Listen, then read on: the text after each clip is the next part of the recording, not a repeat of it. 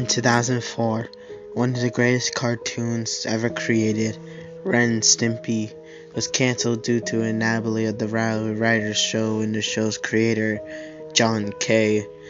Many former employees of Mr. K admitted that he was very difficult to work with, and often asked for more than what the employees can put out.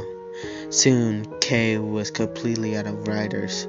In January 2004, he was sent a notice from Nickelodeon Studios stated that they're gonna have to cancel the program unless new episodes are produced.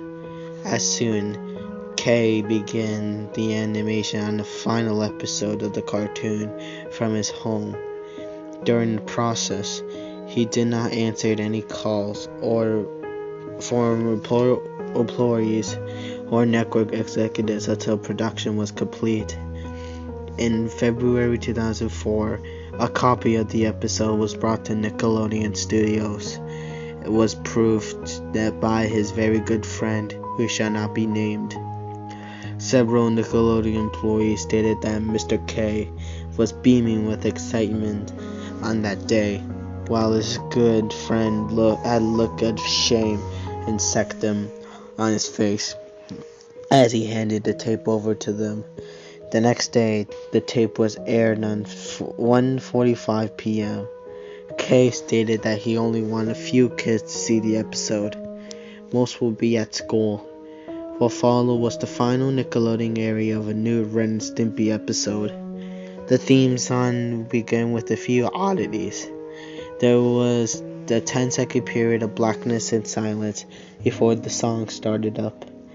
It was as lively as usual, with the colors more look dull than usual. The song ended so the card appeared, with only Ren on it. The title card read The Ren and Stimpy Show, but Stimpy was nowhere to be seen. The episode's title card then appeared, reading My Poor Stimpy, with a drawing of Stimpy surrounded by darkness, facing away from the camera. The credits all read Me, instead of the name of the writer and animator. The episode began outside of their trailer park home, focusing on a mailbox. The colors were much darker than usual. Ren burst out the door and ran to the mailbox, pulling out a large package. His eyes were bulging out of his head with excitement as he comically sniffed the box all over. And he begins to shout with joy. The strange part that there was no audio in Ren's dialogue, but there was music. He ran aside and slammed the door. He tore through the package and removed an autographed vinyl record. The autograph was too illegible for read. He placed the record on a display over the mantel. Stimpy now came in frame, looking bruised.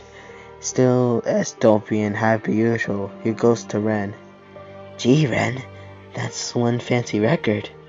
Ren turned around and yelled at Stimpy, again muted. His eyes were vicious looking, and his hand was trembling with rage. He pushed Stimpy into the wall and punching him in the stomach more brutally than usual. He whispered something to Stimpy's ear, then pushed him to the ground and walked to his bedroom.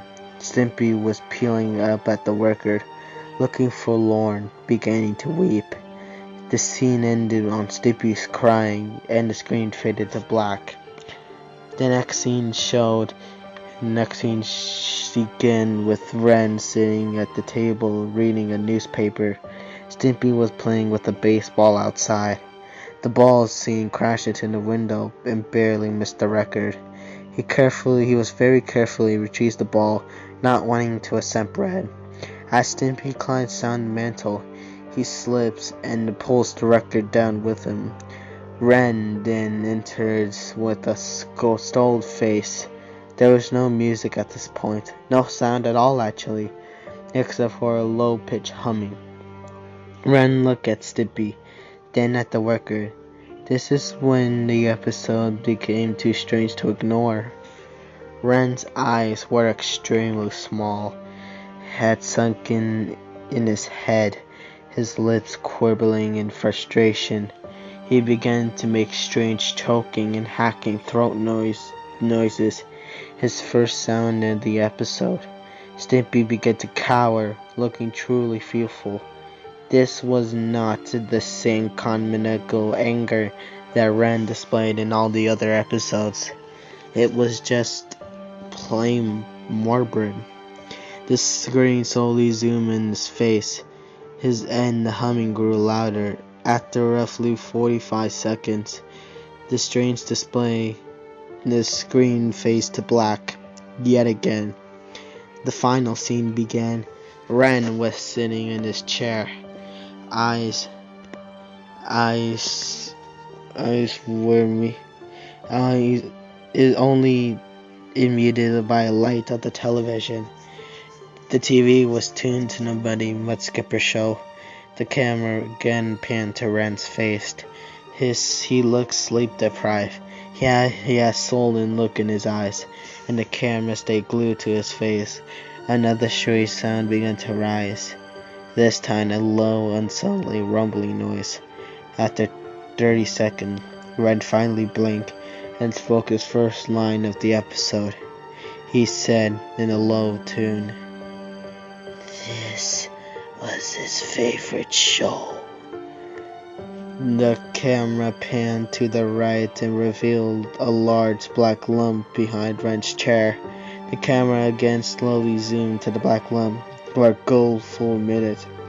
Colors imbued the sleepless blob.